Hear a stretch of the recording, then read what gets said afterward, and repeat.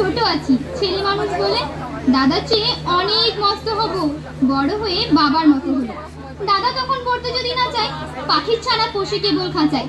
আমি তারে এমনি বকে দেব, বলবো তুমি ভারী দুষ্টু ছেলে, বলবো তুমি চুপটি করে পড়ো, যখন হব বাবার মতো বড়। তখন নিয়ে দাদার খাঁচা খানা, ভালো ভালো পুষবো পাখির ছানা।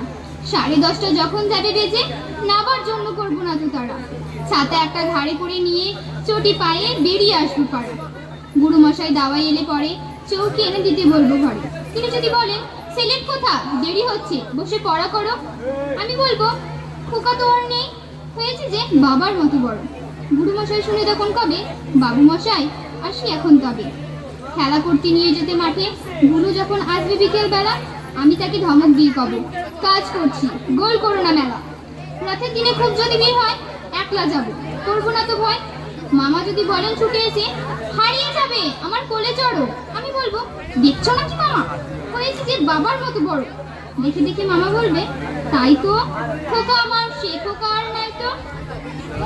আমি যেদিন প্রথম বড় হব, মা সেদিনই গঙ্গা স্নানের পরে আসবে যখন খিড়কি দূর দিয়ে, ভাববে কেন গোল শুনিনি ঘরে।